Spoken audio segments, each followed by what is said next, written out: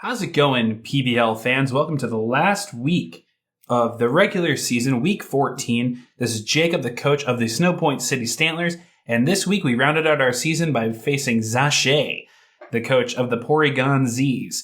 This is a pretty crazy battle, so all right, fellas, let's go.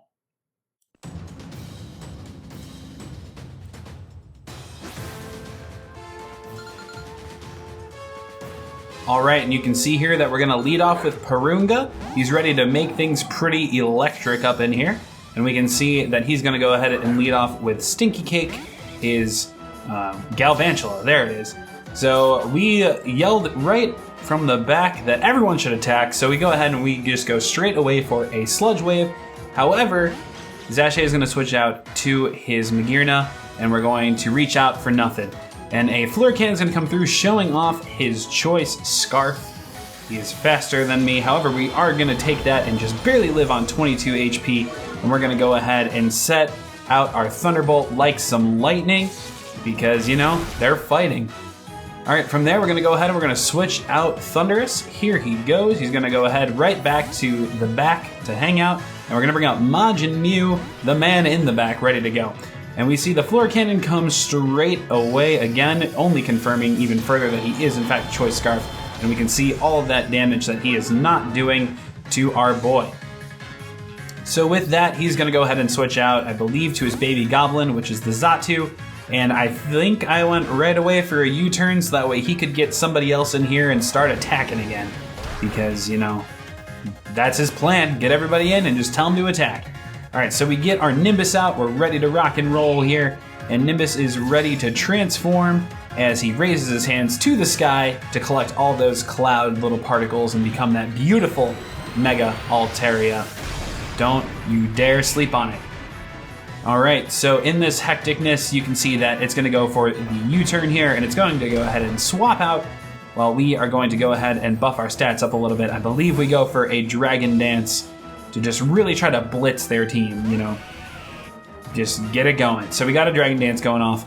Now the big thing here is that I knew that the Altaria would not be able to take out the Cloyster. However, I did not want to risk it setting up a Shell Smash on me and just winning the game off of that. So I do just go for a return here, and I just get some fatty boy damage off as the Icicle Spear is going to easily take me out because of Skill Link and what I know now to be a Choice Scarf.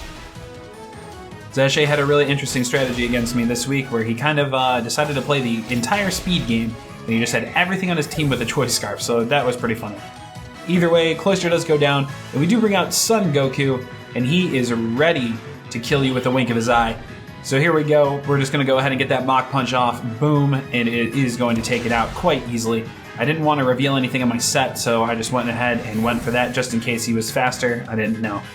Either way, out comes Froglace off of that, and I was kind of fearing a Hydro Pump, so I did end up switching out to Manaphy. However, he actually switched out to Stinky Cake himself, so that got him a very good matchup for me, which was, you know, just pretty unfortunate for me, but that is going to be okay. So now that we're in here, I kind of thought he might go for Sticky Webs. Instead, he's going to go for Bug Buzz, and so that's going to do some pretty decent damage to me. And I'm going to go ahead and pop off on a Surf here and just go try to take this thing out, just get some fat damage off. And you can see that we're doing more than half to that, pretty solid damage.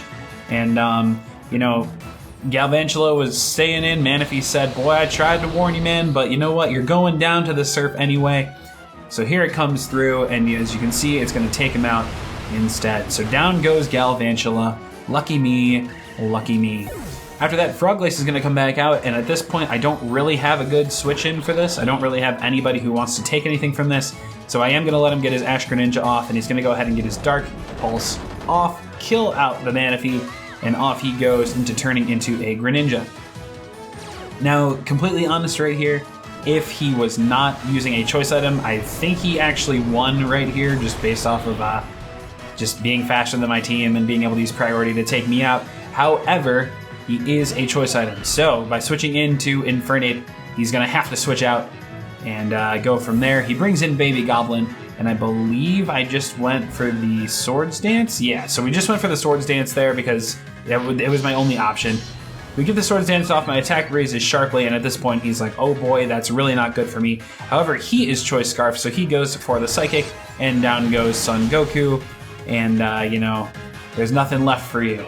So there you go, he's gone. Out comes Majin Mew again, and this time I'm just being a little more aggressive now that I know that he is Choice Scarfed.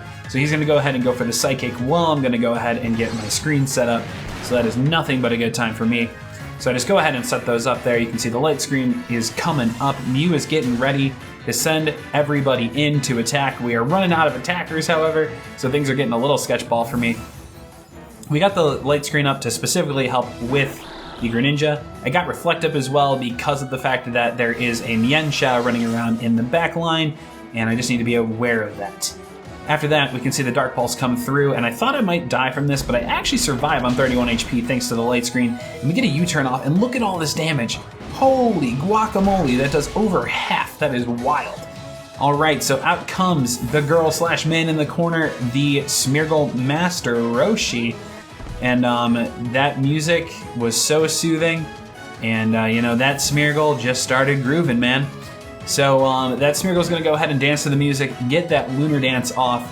Down goes the Smeargle. However, it is coming at a great price, and that price is going to be Thundurus coming out, just taking control of this hectic fight and making it totally electric.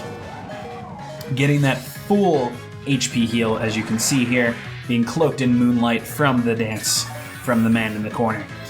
Alright, so from there, he's going to go for his defog, because that is why he brought it in, to get rid of my screens, which is a nice little debate moment on my part.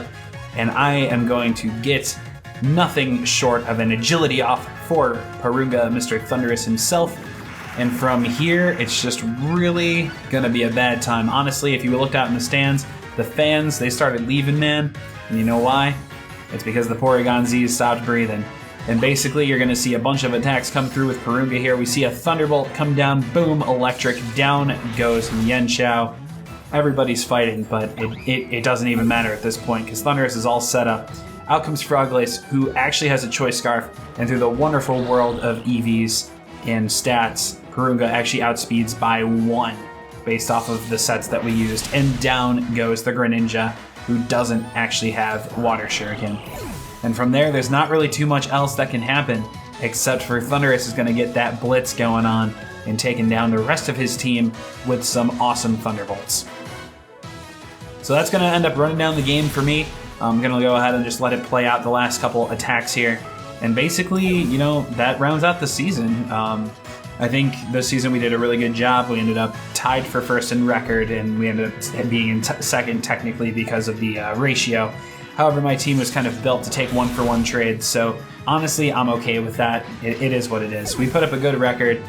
We got the win. Hopefully, Thundurus will be getting some nice points when it comes down to the MVP contention and stuff like that. I wanted him to have a real nice standout final week to just kind of bring it all home, and also get some nice little show-off time for the other big players of the season, such as Mew and Smeargle. So I'm glad that happened. Thank you guys so much for sticking around with me for the entire season. We do have postseason coming up, so that'll be interesting. We do have kind of a little bit of a curse where we always lose in week 1 of the playoffs, but we'll see what happens. Hopefully I can bring it home for you guys. Thanks again for watching, and we'll be there for the playoffs.